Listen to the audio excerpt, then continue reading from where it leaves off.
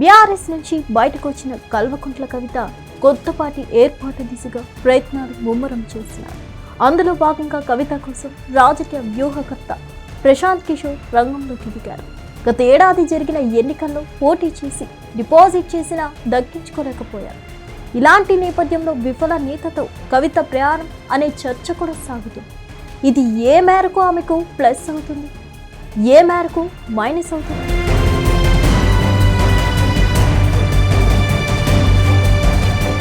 తెలంగాణ రాజకీయ ముఖ చిత్రం మరో కీలక మలుపు తిరగబోతుంది.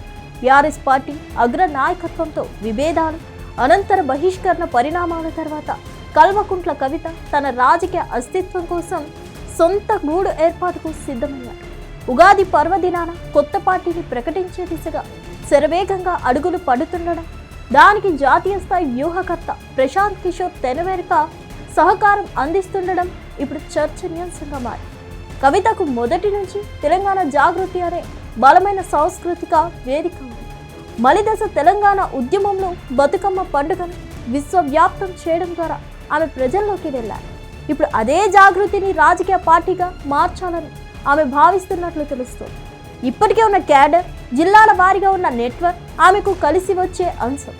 ఎమ్మెల్సీగా వీడ్కోలు చెబుతూ ఆమె చేసిన వ్యాఖ్యలు తాను ఒంటరిని కాదని, ప్రజల అండతో కొత్త ప్రస్థానం మొదలు పెడతానని స్పష్టం చేశారు.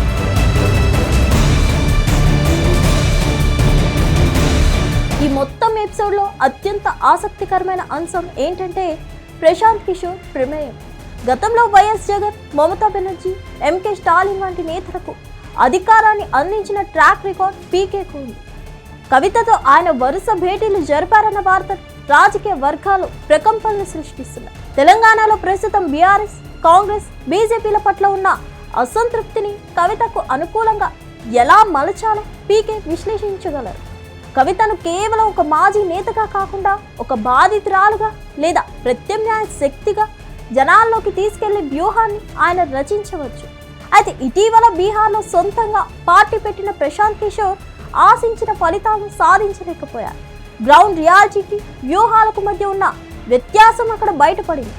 ఈ నేపథ్యంలో తెలంగాణ వంటి ఉద్వేగభరిత రాష్ట్రంలో పీకే వ్యూహాలు కవితను ఏ మేరకు గట్టెక్కిస్తాయనేది ప్రశ్నార్థకమే. కవిత తన కొత్త పార్టీ ద్వారా ప్రధానంగా బీఆర్ఎస్ ఓటు బ్యాంకును, ముఖ్యంగా అసంతృప్తి నేతలను టార్గెట్ చేసే అవకాశం ఉంది.